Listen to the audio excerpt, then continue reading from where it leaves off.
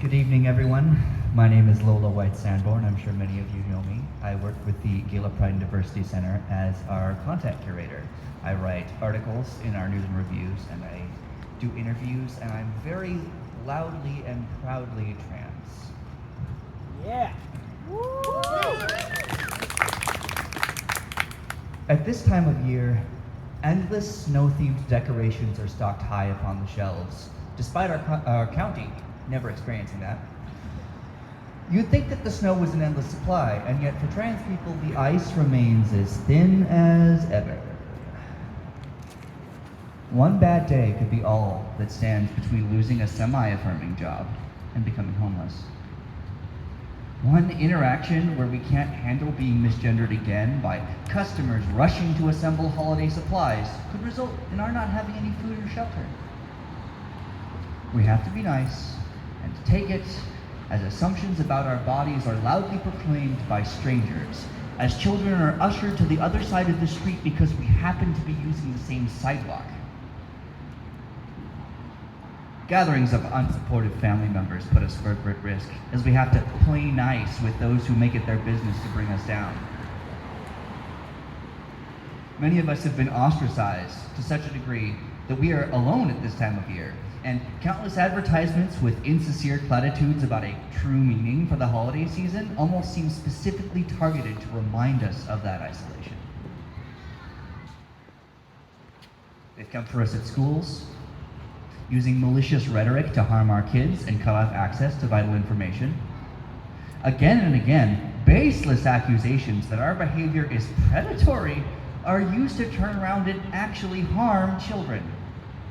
We know that this treatment has deadly consequences, with the percentage of trans kids in San Luis Obispo County schools who have reported seriously considering suicide having been 60.5% in 2019, notably higher than the state average of 52.7.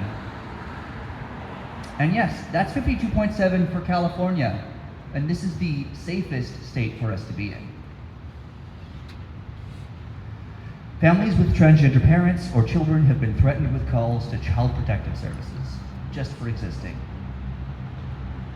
Many of us live in fear of losing our homes if our jobs or landlords decide to reject us for our identities.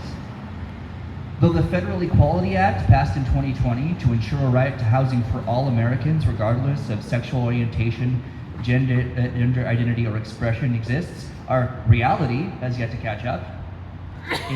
In my own experience, many attempts to secure an apartment were denied as soon as the landlord cast eyes upon me. For our sizable houseless trans population, so many shelters allow abuse and assault to such a degree that sometimes even living on the street is safer, at least comparatively so. Some social service organizations even predicate their aid on whether those seeking help ascribe to or are willing to convert to their organization's interpretations of the Bible, a book that has often been used to deny queer existence. There's a saying in certain circles: you murdered the nice ones, only the angry queers are left. I confess, despite my more or less constant sense of fury, my energy dips more and more. I will not give up the fight, and neither should you. But tonight, perhaps we can allow ourselves to be honest about our exhaustion. Doing this year after year. Tonight, maybe we can rest for once, so that we can continue again tomorrow. To take space and honor our departed siblings as we would want them to honor us. To take a breath as we stand hand in hand with our siblings still living. I want us to be okay. I want us to live in peace. For now, however, let's live in this moment. Devastated, yes, but not defeated. We have so much work